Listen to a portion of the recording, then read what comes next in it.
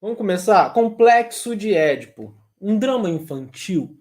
Tá? Eu coloquei como uma pergunta, a gente sabe muito bem, como postula Freud, não é só um drama infantil, tá? Não é só aquilo que pessoas que nunca leram Freud, pessoas que nunca leram outros autores, tal como Lacan, né, dizem. Então não é aquilo que alguém que nunca leu geralmente fala. Como diz, Freud fala só sobre sexo, ou então Freud fala sobre a relação do filho com a mãe, do filho com o pai. E muita gente, inclusive, tá, gente? Isso está fazendo com que muitos psicanalistas comecem a cometer erros, tá? Do tipo que eu preciso falar alguma coisa para poder agradar as pessoas, para elas aceitarem a psicanálise, como se ela tivesse que ser aceita. E eu começo, então, a pormenorizar os conceitos fundados por Freud, que são base para a gente poder compreender, à luz da antropologia psicanalítica, o desenvolvimento do ser humano. Beleza? Tal como o complexo de Édipo é. E o complexo de Édipo não é só um drama infantil. O complexo de Édipo não é só um processo simbólico, afetivo, onde muitos psicanalistas hoje estão dizendo assim, não, o que acontece não é um desejo sexual pela mãe. Não, inclusive o Nasio vai falar isso muito no livro dele. Não, não, é sim, exatamente isso que o complexo de Édipo é. É um desejo sexual pela mãe, incestuoso. Agora, a grande questão que a gente precisa já pré-determinar aqui é que justamente esse desejo incestuoso não é de característica afetiva como de um homem para uma mulher, mas sim como de um ser para um objeto. Porque o desejo incestuoso é pelo corpo da mãe. É pelo objeto de prazer que sacia aquele desejo que é a mãe. Entende? Então, quando a gente pormenoriza, quando a gente diminui o poder da conceituação, do conceito, do complexo de Édipo, a clínica psicanalítica se perde. É possível uma psicanálise sem Édipo? Inclusive, tem um livro que eu vou indicar para vocês no final que se chama Psicanálise sem Édipo. O livro é sensacional, a obra de um brasileiro, que é um livro sensacional. Ele vai explorar, tá, o desenvolvimento da psicanálise sem Édipo, do primeiro momento da psicanálise baseado tão somente na libido e a sexualidade, né? E como ele vai se desenvolvendo a partir disso, até chegar lá no complexo de Édipo. E eu pergunto, é possível uma psicanálise sem Édipo? Bom, uma vez que determinado o Édipo, o complexo de Édipo por Freud, a gente então vai encontrar aí uma base espetacular, enorme, para a gente poder falar, né, sobre o desenvolvimento do ser humano. E falando sobre isso, não tem como a gente falar sobre o Édipo sem antes, de repente, a gente ter uma noção do porquê Édipo. Né? Porquê complexo de Édipo? Quem era Édipo?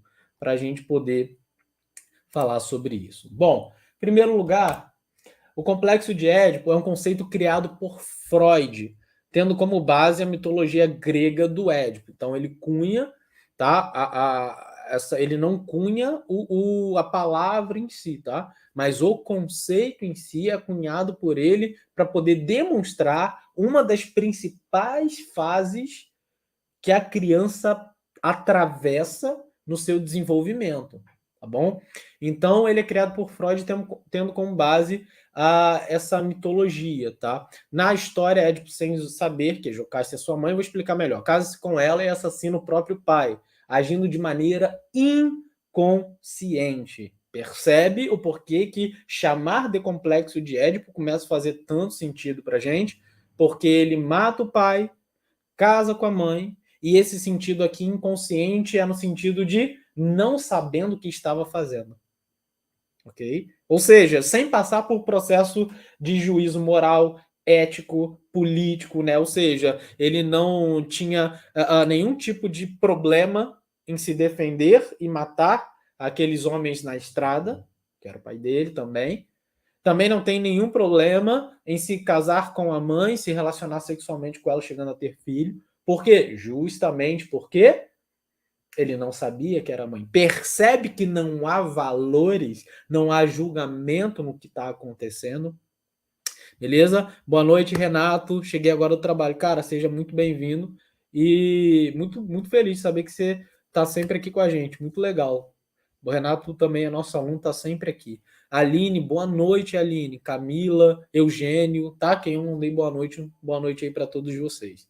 Beleza? Bom, então como que surge essa ideia do Édipo, né? Por que então Édipo? Para a gente poder falar sobre isso, a gente tem que pensar primeiro no mundo grego, né? O mundo grego é um mundo dirigido, tá, pelas previsões de quem? Dos oráculos, das pessoas que sabiam das coisas antes delas acontecerem, que de maneira embaçada ou clara enxergavam o futuro como ele realmente seria, tá bom? E inclusive determinando o destino dos homens. Isso é muito interessante para a gente, tá? E nesse sentido aqui, a gente está falando do oráculo, perdão, eu juntei a última palavra com a primeira, do oráculo de Delfos, especificamente. E aí, se você quiser saber mais sobre o oráculo de Delfos, teve um monte no qual Apolo, se eu não me engano, matou Piton, né? Aquela cobra demoníaca enorme, e ela morre, cai e entra em decomposição, e ali é construído um templo, né? Se eu não me engano, o próprio templo ali de Apolo, em homenagem a ele, e naquele templo, né? Obviamente tinham, né, eram construções antigas, tinham rachaduras, e uma das profetisas foi entrar no templo, né? E a fumaça, né, o cheiro da Piton, daquela cobra em decomposição, subindo, tocou ali essa profetisa e fez com que ela se tornasse um oráculo, né? Tivesse poderes, literalmente, de prever e de conhecer o futuro. Então tá aí o oráculo de Delfos, né? E Laio, um rei, né, daquela região, naquela época, ele resolve, né, consultar o oráculo de Delfos para saber, né, sobre o seu futuro, para saber sobre o que acontecia, porque sua esposa tinha ficado grávida. E ele lembrou de que ele não foi uma das melhores pessoas possíveis. E ele falou: é interessante, perdão, gente, eu bati com a mão aqui. É interessante que eu conheça o meu futuro. É interessante que eu saiba o que vai acontecer comigo. Olha o determinismo, tá, do oráculo aí.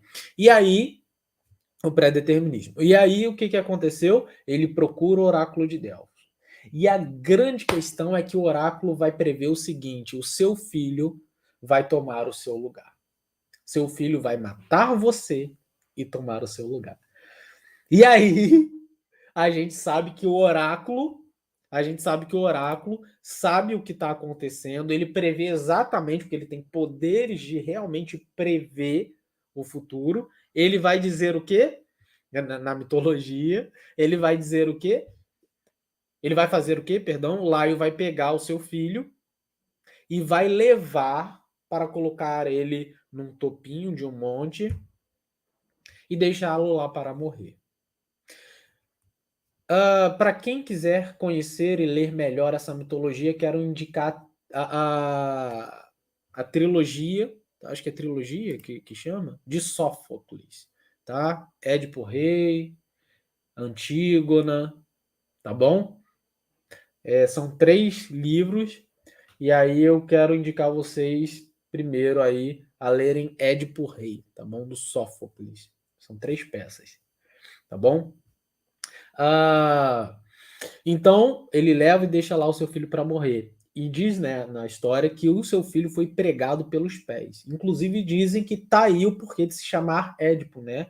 Aquele que é pregado pelos pés, ou pés furados. Pés furados. E aí, o que acontece, gente?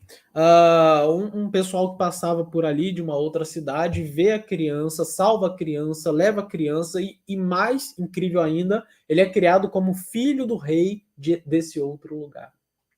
Só que aí, quando ele cresce, ele descobre, então, que a sua família ali não era a sua família verdadeira. E ele resolve ir embora para procurá-los.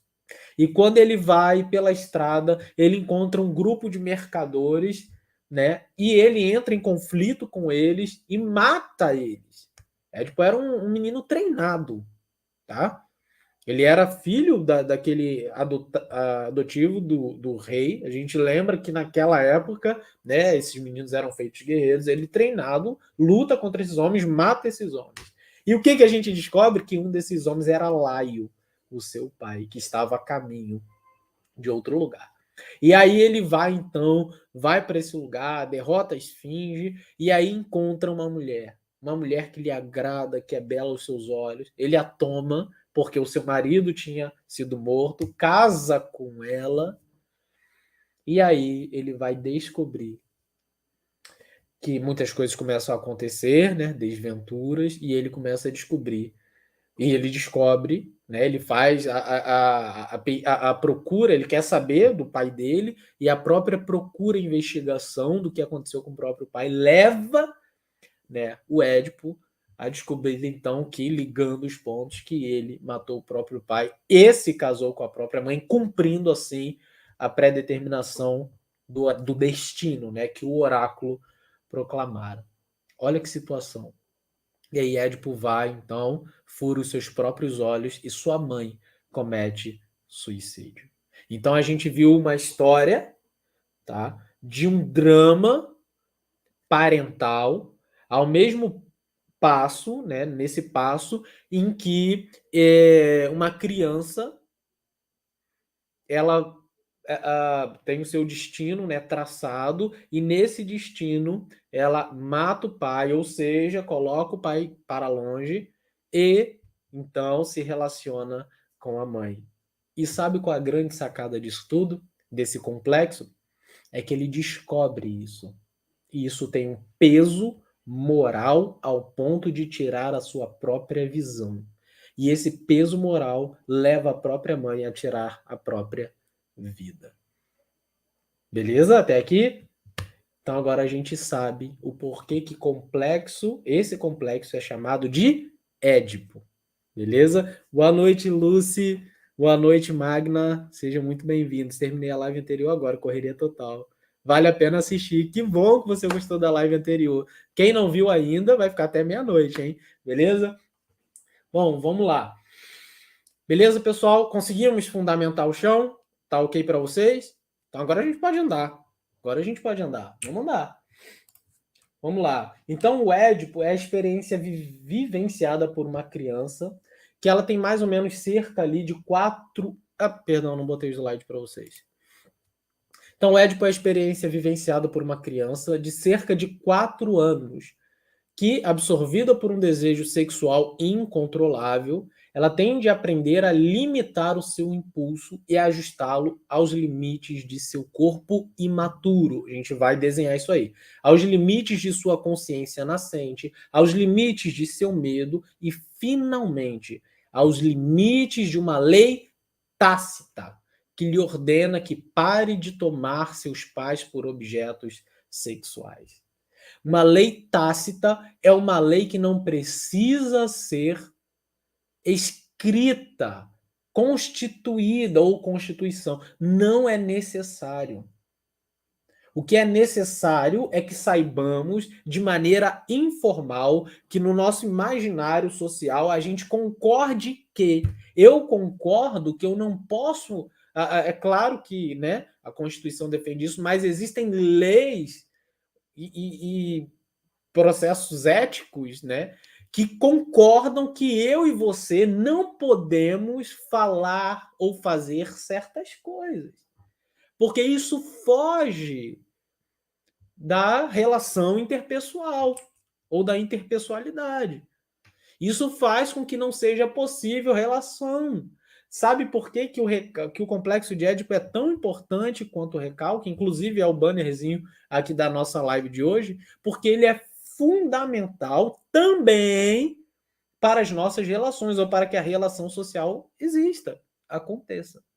Ok? Então há um limite tácito, há uma lei informal que não precisa estar escrita, que faz com que a gente não pense nos nossos pais ou não queira os nossos pais como objeto sexual. Mas isso não é desde o começo. Essa tá a sacada. Não é desde o começo que isso acontece. Quero lembrar para vocês que, inclusive, é importantíssimo para psicanálise e educação. Em algum momento a gente vai falar sobre psicanálise e educação, que também vai ser uma live muito legal também. Mas o que acontece é que vocês sabem bem que para a psicanálise, tá, Freud ele propunha a ideia de fases de desenvolvimento do ser humano. Tá? E essas fases, inclusive, hoje são importantíssimas para poder serem discutidas em outras modalidades, como a pedagogia, a psicologia. Tá? Ninguém negligencia as fases de desenvolvimento. Inclusive, na psicologia, ouve-se muito também do Erik Erikson, né, que ele vai falar sobre as 8 idades. Então, ele vai estender para a velhice aquilo que Freud propunha nas primeiras fases do ser humano, que são as mais importantes. E ele vai falar, inclusive, dar outros nomes para essas fases primeiras, só que o foco dele vai ser principalmente no aspecto individual e sociocultural. Tá? O aspecto de Freud é um aspecto de formação do sujeito, da capacidade de se perceber e de se relacionar com o outro. Beleza? Então, nesse sentido, as fases do desenvolvimento estão divididas entre fase oral, anal e fálica. Tá? E depois o período de latência, justamente após esse processo de castração, tá? Que é o núcleo do complexo de Édipo. Tá? O complexo de castração é o núcleo do complexo de Édipo. Perdão, pessoal, muita sede. Beleza? Então, pensando nisso, qual é a primeira fase da criança? É a fase oral. A fase que a zona erógena está concentrada na boca. Ok? No mamar, no chuchar. A gente falou na outra live, né? A gente ainda não parou para falar e fazer uma live sobre a sexualidade em si, né? E todo o seu alcance, mas a gente sabe que no campo da sexualidade, tá? Saciar a sua necessidade tá muito além, né, de simplesmente mamar, mas sim também de um cumprimento de um prazer. Ou seja, está para além da necessidade, está pela busca da satisfação. Então a gente aprende que uma zona de prazer, a nossa primeira zona de prazer é a zona da boca, é a zona oral. Por isso, fase oral. E a criança, então, depois ela vai passar por uma outra fase, uma fase de estímulo do esfínteres, né? do ânus, do músculo, que é chamado de fase anal. Essa fase anal é uma fase extremamente importante, onde a criança aprende, tá, a se desligar de alguma coisa, a expelir algo. E a gente tem uma terceira fase, que é chamada de fase fálica. E quero dizer para vocês que essa fase, todas, são extremamente importantes. Inclusive, o que há de comum nelas, não sei se vocês já pararam para pensar, é justamente o fato de que, ao longo desses processos, nós vamos nos desligando, tá? Não totalmente, mas reduzindo, tá? A nossa pulsão em relação a essas zonas. Por exemplo, da zona oral, a gente começa a parar de o papai e a mamãe joga a nossa chupeta fora, esconde, ensina que não pode mais, pega o nosso paninho e tira, ok? Somos retirados do seio e agora eu não posso mais tomar mamadeira, agora tem que ser no copinho. Então, além, tá, de não me chamarem mais de meu amorzinho, meu fofinho, meu lindinho, meu tudo, minha vida, porque eu tô crescendo, então eles entenderam que eu preciso começar a me tornar independente e adulto, eles começam a fazer o quê? De alguma maneira, me negligenciar. E aí eu começo a falar, que relação é essa estranha de amor e ódio? Tá? Inclusive, isso está ligado ao narcisismo primeiro. Mas a gente não vai falar dele hoje porque vai ser tema para uma outra live. Ele perdeu para o complexo de Édipo. Ok? Então, tá vendo? Nessa dualidade, nesse processo dual de amor, fidelidade, tá? E laço, começa a nascer uma realidade de ódio, de estranheza, de infidelidade, de porque eu não sou mais quem eu era para ele. Então você começa a ser desligado daquilo que te dava prazer. E a zona também, a anal, você começa a perceber que você está sendo desligado de algo que faz parte de você. Ok? O ato de defecar. E a gente chega na fase fálica. Boa noite, mãe. Aí, ó, tá vendo? Só foi falar aí, ó, da zona oral, zona anal, né? Que a minha mãe entrou, a Shirley Alves. Bom, espero que seja minha mãe, né? O nome dela. Se for, seja bem-vindo. Beleza? E aí, galera, o que está acontecendo? Chegamos na fase fálica. E a fase fálica, vocês vão ler sobre isso também, tá? No livro do Nazi. Eu vou deixar depois algumas obras indicadas aqui. Essa é uma delas. Eu já falei sobre a trilogia do Sófocles. Estou falando para vocês agora do livro do Nazi, o J.D. Nazi, do Édipo. É minha mãe mesmo. Seja bem-vinda, mãe. E indiquei algumas pessoas, algumas leituras para vocês. Então, depois eu coloco escrito aí. Vou colocar na descrição da foto do Instagram, beleza? Então, vocês vão poder comentar lá, me ajudar naquela comunidade que a gente falou no começo da live, que aí depois eu vou falar no final, tá, gente? Para vocês entenderem como é que vai ser isso, que é bem legal. E lá eu vou deixar também os livros indicados, tá bom? Bom, vamos lá. Então, nessa fase fálica, é uma das fases mais importantes do ser humano, porque a zona erógena está ligada, toda a sua energia sexual, basicamente, está ligada ao seu órgão genital. E aí, no caso do menino, a gente primeiro vai falar sobre isso, está ligado ao pênis. Beleza? Inclusive, foi bom minha mãe ter entrado, porque me lembrou uma situação que eu estava conversando com meu pai essa semana. O porquê de eu ter sido retirado de uma escola quando eu era criança, que eu até gostava bastante.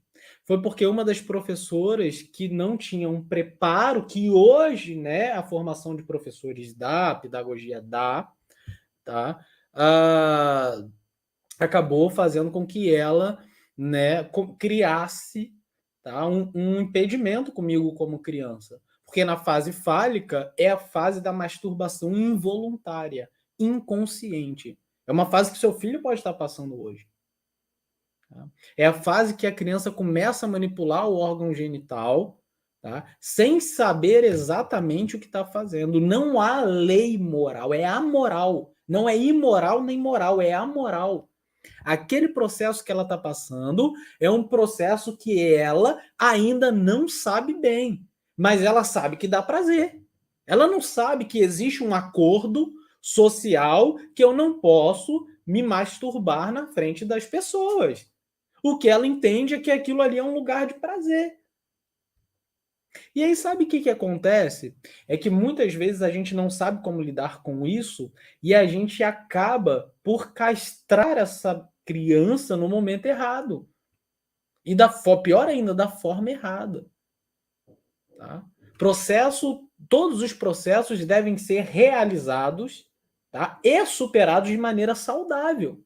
A separação da chupeta, a separação do paninho, a compreensão de que as fezes não são mais na fralda, são no banheiro. Inclusive, eu tenho muitos exemplos, gente, mas por causa da hora eu vou precisar só dar um rapidinho em cada e passar, tá?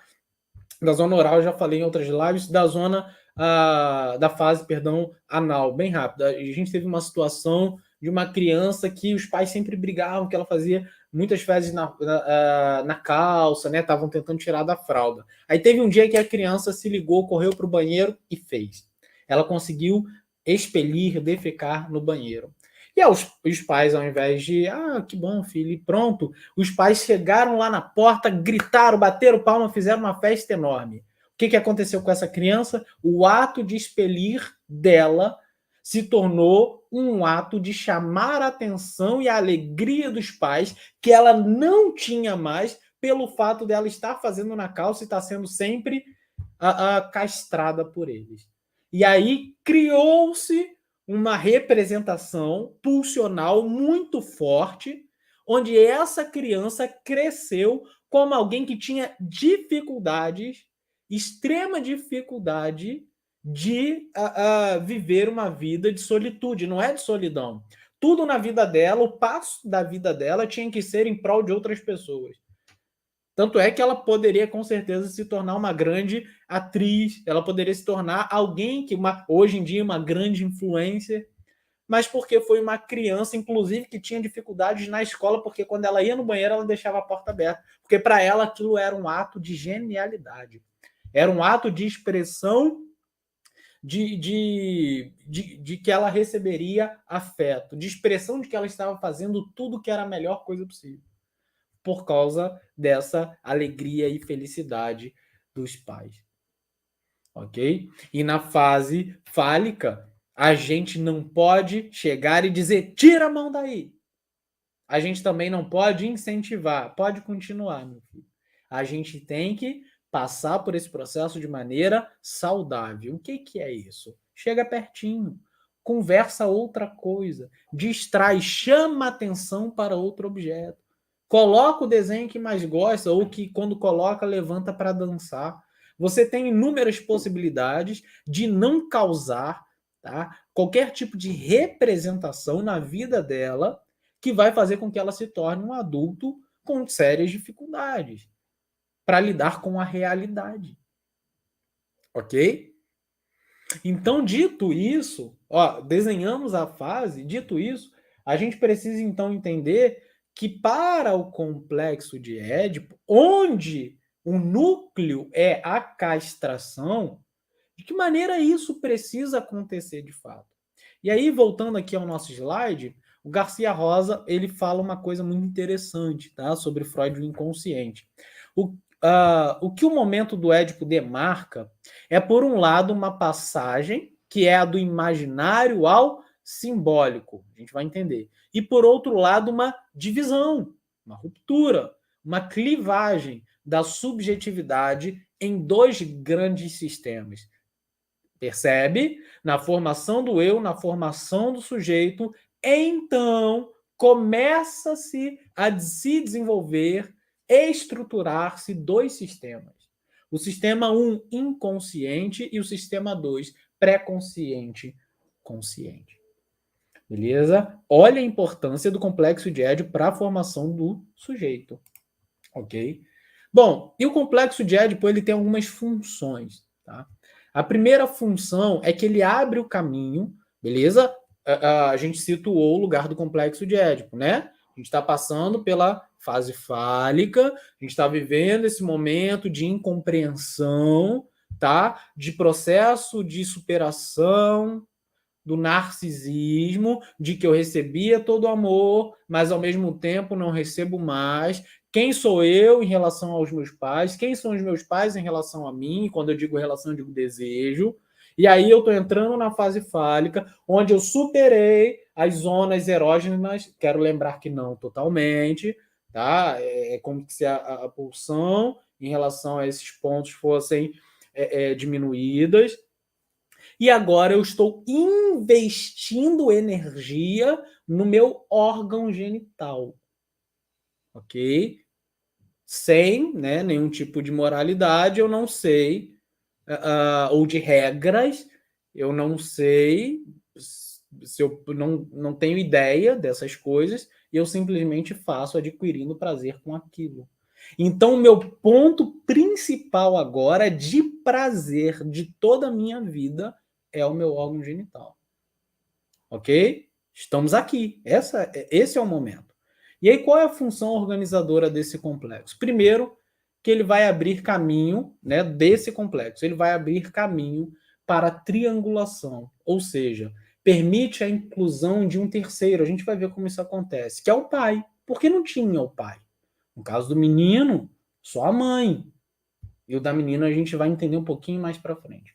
Que ao se inserir nessa relação mãe-filho, ele possibilitará à criança um indispensável processo de renunciar à possessividade onipotente, ou seja, a mãe é minha, o objeto de prazer é meu. Criança com mordidinha na coxa do irmão, criança maior que gosta de ficar mexendo no seio da mãe. Não é uma ação, ok, gente, moral, consciente, mas é uma ação que provoca satisfação a partir, tá, do sentimento, daquilo que ele sente no órgão genital. Então, isso também está ligado a ele sentir prazer a partir do órgão, beleza? E esse processo então, é indispensável para que ele reconheça de maneira saudável, compreenda o que ele está passando, tá? E entendam, por mais saudável que seja, é inescapável que haja uma transformação dolorosa. O complexo de Édipo está para ser superado, mas superar é sofrimento. Tanto é que a gente sofre até hoje, beleza? Então, a possessividade em comparação com os pais, assim como também reconhecer que estes são relativamente, ou seja, os pais autônomos e têm os seus próprios espaços. O que a gente está falando aqui? Que nesse processo, a gente então começa a reconhecer que eu, como criança, não sou uma extensão do corpo da minha mãe. Acredito que vocês já tenham conhecimento disso, de que a criança, no primeiro momento, ela se entende como uma extensão do corpo da mãe. Tá? Inclusive, o porquê do choro da criança? Quando a mãe está um pouquinho longe, ela precisa do colo. Porque, para ela, a menor compreensão de separação é dolorosa. Porque ela já foi separada da chupeta, está sendo separada daquilo que, de alguma maneira, né, uma simbolização faz parte dela, e agora, na fase fálica, ela entende que foi separada e ela começa, então, a sentir prazer em si mesma. E como a maioria não consegue entender isso como safadeza, como a maioria não consegue entender, e como a maioria não consegue entender. O pessoal entende isso como safadeza da criança. Inclusive, né, que eu estava falando, eu fui retirado da escola justamente porque a professora me inibiu no sentido de agir como que se eu tivesse, tá, com 4 anos de idade, 5, realmente, né, tendo algum tipo ali de masturbação voluntária, pelo fato de eu estar com a mão dentro do short, como vocês estiveram um dia, como nossos filhos fazem hoje. Olha que engraçado, né? Entende? E aí eu tive que ser retirado porque aquela professora não soube lidar, não tinha preparo para lidar com isso. Porque não tinha estudado na FLUP. É possível adultos que não tenham superado o sim, sim. A gente vai entrar na estrutura psicopatológica já já. Então eu vou correr agora aqui, tá bom, gente? E correr não vai fazer com que a gente perca o conteúdo, não. Fiquem tranquilos. Vamos lá. Bom, então a gente já se entende mais não como a gente se entende mais não como como uma extensão do corpo da mãe e do pai. Tá? 2. O complexo de Édipo, passar por esse processo, determina a formação das identificações. Aspecto que é absolutamente essencial na formação da personalidade e do sentimento de identidade. De eu saber quem eu sou, tá? Em relação aquilo, tá? Que eu estou tendo que clivar, aquilo que eu estou tendo que dividir como desejo em relação a mim. No sentido de que eu sei onde eu sou desejado, o que eu sou desejado, como eu sou desejado, e como eu desejo, escolho os objetos de desejos que são meus. E lembrando que essa fase é principalmente a fase da saída de casa das crianças para a escola. Opa! A saída do grau ou da relação de parentesco para, então, uma relação com as leis, com a alteridade, com a interpessoalidade. A partir de agora, eu tenho que entender que eu não posso fazer o que eu faço na escola. Eu tenho que entender que eu não posso mais agir como eu agi em casa. E aí uma série de leis, uma série de organizações começam, então, a fazer parte de mim. Tá? Isso é doloroso. Vamos lá, rapidinho. Então, a exclusão da criança da posição primária pode gerar uma série de sentimentos de forte intensidade, com a predominância de uma sensação de abandono e traição. Por conseguinte, uma avalanche de ódio e planos de vingança contra os pais. Tais sentimentos serão acompanhados por outros como medo, culpa, excesso de identificação projetiva, incremento de ansiedades paranoides, especialmente aquelas que estão contidas na angústia de castração, ou seja, essa percepção simbólica, né, de que a gente não é mais ali uma extensão dos pais, de que eu sou eu e o desejo deles em relação a mim. Então, a presença dessa última, sob diversas formas de manifestação, representa um importantíssimo elemento na prática clínica da psicanálise. A gente vai ver. Em quarto lugar, o que é importante a gente conhecer o complexo de Édipo? É unicamente por meio de uma bem-sucedida resolução desse conflito que se torna possível o ingresso em uma genitalidade adulta. Caso contrário, essas fixações parciais nas fases pré-edípicas, né? Ou, lembra? Oral, anal, fálica, ou uma má resolução do complexo de Édipo resultará ou resultarão em distintas formas de pseudogenitalidade, tá? E uma série de possíveis acontecimentos. Beleza? Bom, gente, vamos lá. Só para a gente poder caminhar aqui para o final, para vocês poderem entender sobre o que é, então, essa castração, essa superação do menino ou da menina. Bom, com aproximadamente 4 anos, né, o menino, vocês sabem que a gente já falou, tanto o menino quanto a menina, está passando por um período chamado fase fálica. Então, ele passa a sentir fortes excitações, tá, na sua região do órgão genital. Tá? Então, de forma onipotente, desenvolve-se um forte sentimento pelos pais, almejando eliminar, tá, o pai por conta de fortes desejos pela mãe. Ok? Então, eu quero superar o meu pai para que o objeto de desejo, que é minha mãe, seja ali saciado por mim.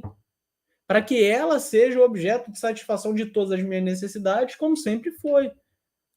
Ok? Então, como parte do processo de desenvolvimento sexual da criança, o pai inicia o processo de castração, que é, fundamentalmente falando, o fato de que enquanto a mãe representa o amor, o colo e o afago, o pai então começa a representar essa castração, esse tá de castigo. Esse, se você não fizer isso ou aquilo, vai ser ruim para você, vai ficar ruim para o seu lado, ok? Então ele começa a ser esse lado da representação dual. Inclusive, a história do policial bom e policial mau faz muito sentido pra gente. Porque a gente realmente se desenvolve nessa dualidade, tá bom? Bom, inicia o processo da castração ao passo que o garoto começa, então, vamos lá. Então, como parte desse processo, a criança, desenvolvimento da criança, o pai inicia o processo, ao passo que o garoto começa a descobrir a si mesmo. E ao ver a sua mãe ou até outras meninas nuas, ele começa a perceber a ausência do pênis. E como então que nesse complexo, por que o núcleo dele é chamado de castração? Justamente pelo fato de que ele percebe na mãe que lhe falta algo.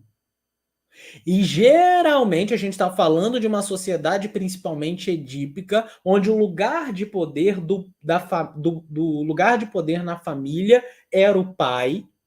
E se o lugar de poder da família é o pai, e ele é o lado castrador do negócio, então ele obtém o falo. E o falo não significa simplesmente o órgão genital masculino. O falo psicanaliticamente falando, é o lugar de poder, de decisão, de onipotência representada na família. E quando o menino vê que o lugar do falo é o pai e na mãe não há órgão genital como no pai, então é porque quem tem o poder castrou quem não tem. Eu não quero ser castrado. Eu não quero. Tá didático para vocês? Vocês estão entendendo, gente? Manda só um sim, um ok, um joinha. Por favor. Preciso saber se vocês estão entendendo. Ok? Então a criança, o menino, ao se deparar com a castração, o pai, o falo, e ver com que a mãe não tem o mesmo órgão genital, ele pensa lhe falta algo. E eu não quero perder a minha fonte de prazer. E ele vai então fazer o quê? Passar por esse processo. Então ele afirma o que acontece ali para negar. E a gente entrou então no primeiro ou na primeira estrutura psicopatológica do sujeito, que é a neurose. Onde surgem as neuroses? Complexo de castração, núcleo do complexo de Édipo. Onde quando eu nego, porque eu afirmei a minha impossibilidade. Ok? Então ele, por medo de ser punido pela castração, angustiado, o garoto acaba por renunciar esse desejo pelos pais para salvar a sua fonte maior de prazer naquela fase. Eu fui chamada na escola pelo fato do meu filho beijar todos os colegas no rosto. Queriam saber se eu o beijava muito. Interessante. Interessante. Interessante. E tá ligado a uma demonstração de afeto, independente se você beijava muito, mas realmente está ligado a algum tipo de representação de que o beijo no rosto para ele era uma demonstração afetiva de que há um laço. Mas qual o problema, né? Na verdade, existem, né, principalmente agora na pandemia, certos cuidados, mas, né, falta, né, de preparo, de saber lidar com certas situações. A gente vive muito, tá, gente? Infelizmente. Obrigado aí por todo mundo que respondeu. Sérgio Júnior, a criança no complexo de Édipo tinha 4 anos. É comum se observar adolescentes ou até adultos que sintam incesto? Com certeza. Com certeza. É comum observar a manifestação desse complexo na vida adulta? Claro.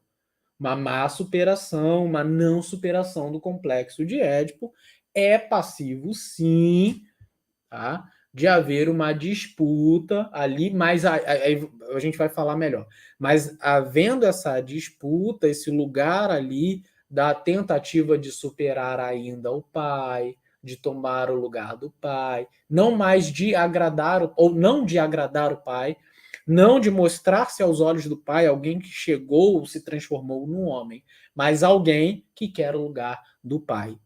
Pode ser que ele negue o desejo incestuoso pela mãe, mas o que fica é a tentativa de superação e morte do pai. Então, sim, sim, tá bom? É claro que isso vai se desenvolvendo com outros nomes, ok? Inclusive que faz parte da não superação, psicose ou a perversão.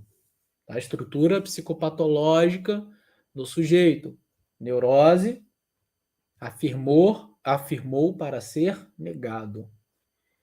Psicose, se não há afirmação, não há o que ser negado. Então eu vivo como que fora da realidade, porque eu não renuncio o desejo pelos pais. Então aí desenvolve-se, né, uma incapacidade daquele ser humano de se relacionar bem com outras pessoas, porque não há cumprimento de leis ou leis morais que o guiem. Tá aí um psicótico.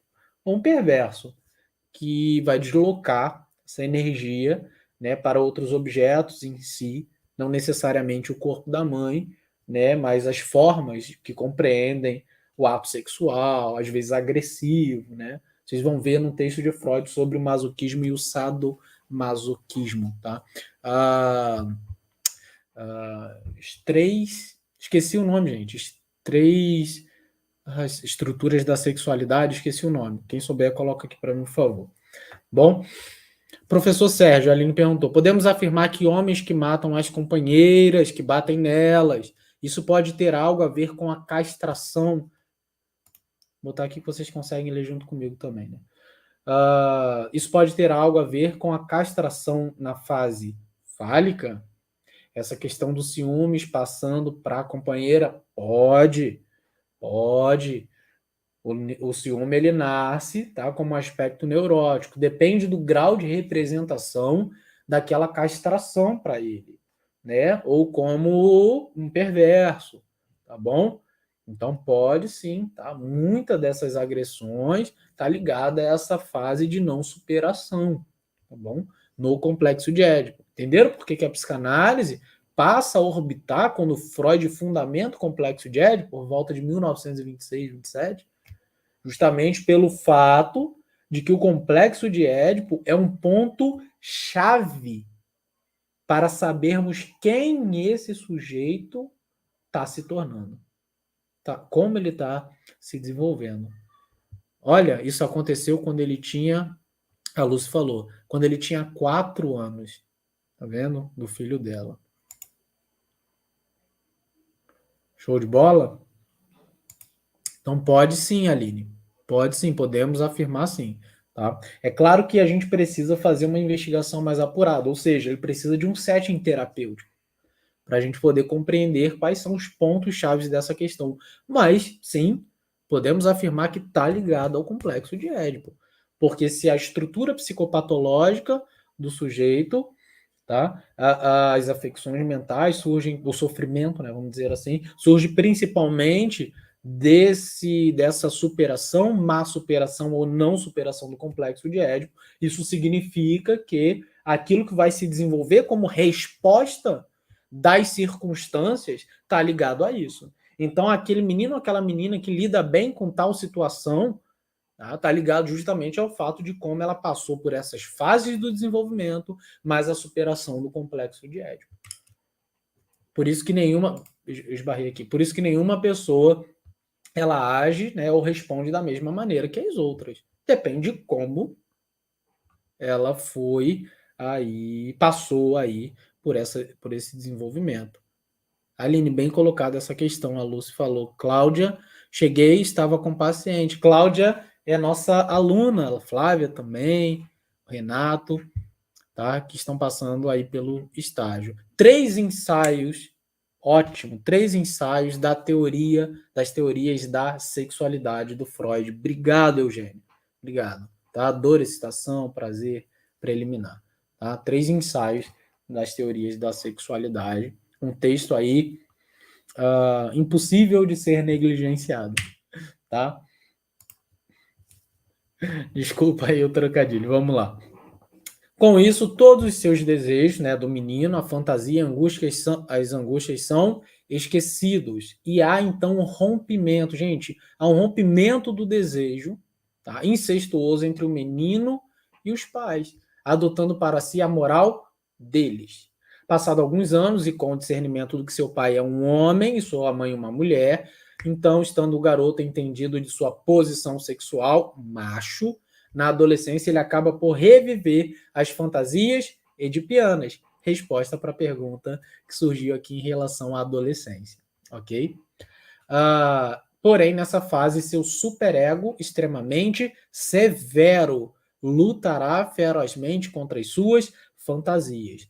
Após a fase fálica, há um período chamado período de latência, onde o menino ele para de se masturbar, né, involuntariamente para poder corresponder às exigências sociais, culturais, morais.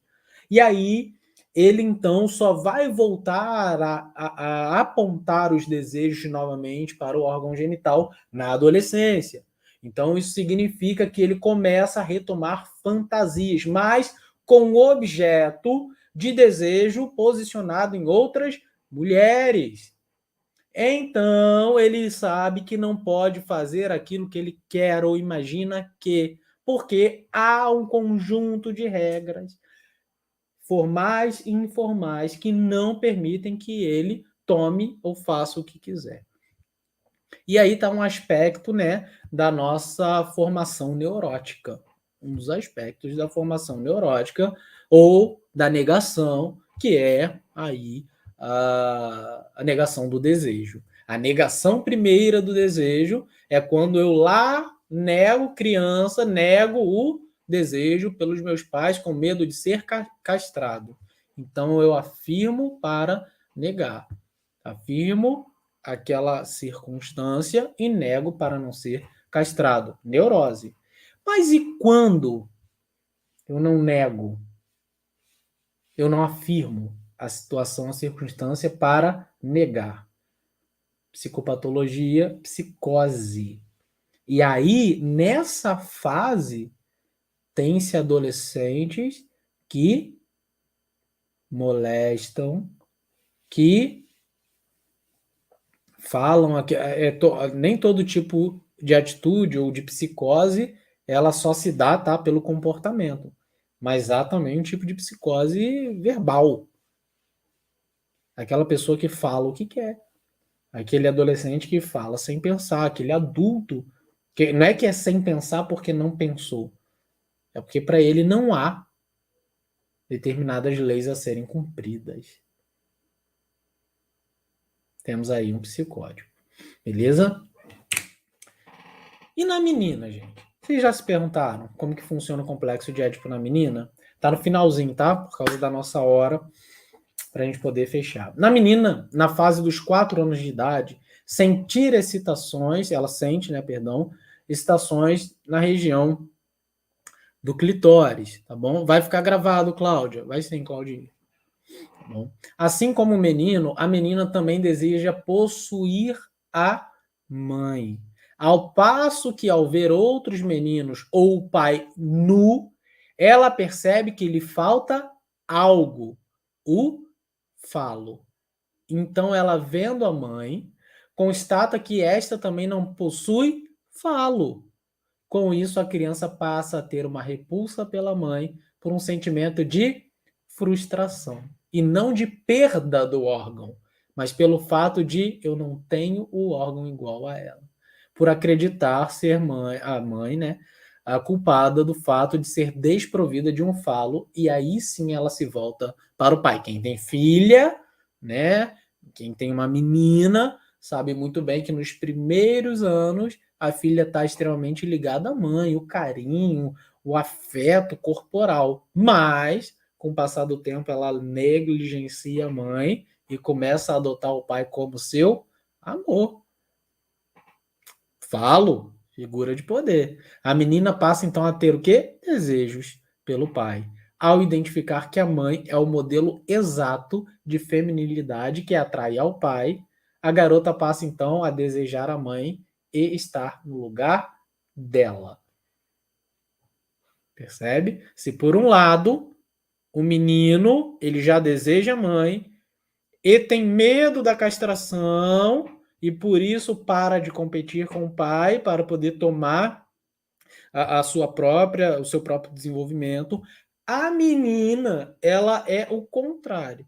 A partir do momento que ela deseja a mãe, mas vê na mãe, tá, a si mesma, ela diz: ora, não é isso que eu quero para mim, eu quero aquele que tem o falo. E aí ela se identifica com a mãe como uma espécie de ele deseja ela, logo se eu me tornar ela, ele desejará a mim também. Beleza? Opa.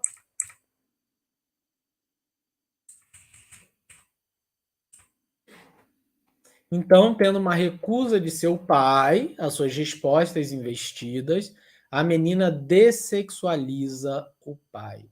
Pouco a pouco, torna-se mulher, para de medir seu sexo, meu sexo, pela régua de um mítico falo e descobre a vagina, ou seja, ela descobre o órgão e não mais essa simbolização, tá? Essa fantasia em relação ao órgão.